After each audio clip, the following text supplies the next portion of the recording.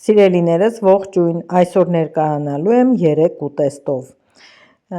պատրաստելու եմ ձվով ծաղկակաղամբ, տավարի մսով խաշլամա և խոզի ականջներ։ Շատ ախորժալի է ստացվել, շատ համեղ է, մենք շատ ենք սիրում և այդ պատճառով էլ ցանկացա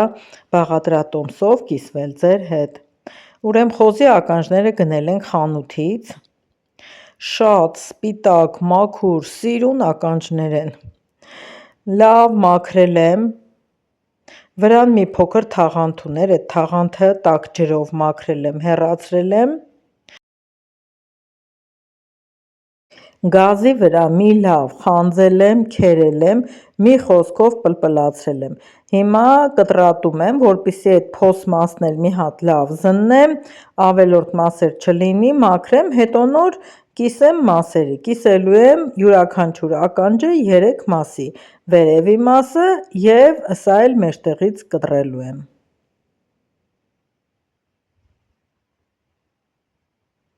Այսպես ականջները բարակ են թվում, բայց եփելուց հետո իրենք լավ թմբլիկանում են ու շատ համեղ է ստացվում, կարող եք և թթու տարբերակով ուտել, կարող եք եփելուց լիմոնի աղ լցնել, մի քիչ թթվաշ, այդպես էլ է շատ համեղ, այդ տարբերակով եփել, կարող եք հենց իմ պատրաստման եղանակով եփեք։ Մի խոսքով մաքրելու աշխատանքը վերջացրել եմ, արդեն դնում եմ եփելու, կտրատել եմ, այս վրայի մուգ տեղերը խանձելուց մի քիչ այրվել է միսը, դրա համար մուգ գույն է ստացել, եփելուց այն անցնելու է։ Ուրեմն լցնում եմ կաթսայով ջրի մեջ,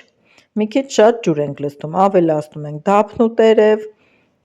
գազար եմ ավելացնում սիրուն կտրատած, որ ականջները չնեղանան, ասեն ինչ է ականջ եք եփում, գազարը սիրուն չի, և ավելացնում եմ սխտորը։ Այսքանը լցնելուց հետո պարտադիր 1 շերեփ կաթ եմ լցնում ու դնում եմ կրակին։ Որպեսզի ականջը համեղ ստացվի, դնելու եմ կրակին ու եփեմ 2-ից 3 ժամ, այնքան մինչև միսը լավ փափկի, որ նույնիսկ գդալով սեղմեմ, կարողանամ կտրեմ։ Այստեղ ավելացնում եմ 1 ճաշի գդալ աղը, ավելացրեցի, նոր նկարեցի, հիմա տեսեք, ուրեմն աղից հետո այնքան եմ եփել, նույնիսկ ամբողջությամբ ջուրը արգանակը քաշվել է, մնացել է միսն ու գազարը, արդեն շատ լավ եփված է, նույնիսկ այսպես կարող եմ գդալով սեղմել, տեսեք կտրվեց և ձեզ ցույց տալ։ Եփելուց հետո կարող եք հենց այսպես ուտել, կարող եք աղաջուր անել և լցնել մեջը, թողնել մի 2 օր, թարմը սխտոր էլ ավելացրեք, որպեսզի համեղ ստացվի, իսկ եթե ոչ, ապա մենք ճաշակում ենք հենց այսպես, սիրելիներս, սա ձեզ մեկ ճաշատեսակ։ Այստեղ զուգահեռ, խորտիկին զուգահեռ եփում էի տավարի մսով խաշլամա, տավարի միսը լավ եփվել է, նոր դրել եմ կրակին, կարտոֆիլը առաջին շերտն է, վրան եփված միսը և ավելացրել եմ իմ պատրաստած սալաթը, պահածոն, որը շատ համեղ է ստացվում հենց դրանով, ես լինքը կտեղադրեմ տեսանյութի ներքևում։ Եզրափակեմ ծաղկակաղամբով տապական, այսպես ասած, շատ եմ սիրում և շատ եմ պատրաստում, երբ գարնանը պատրաստում ենք, տապակում ենք կանաչիները, կամ ամռանը սմբուկն ենք օգտագործում շատ, այստեղ էլ աշնանն էլ արդեն աշունը սկսած ես ծաղկակաղամբն անընդհատ տապակում եմ, շատ եմ սիրում, եփած ծաղկակաղամբի վրա ավելացնում եմ հարված ձու, մեջը ավելացրած աղը և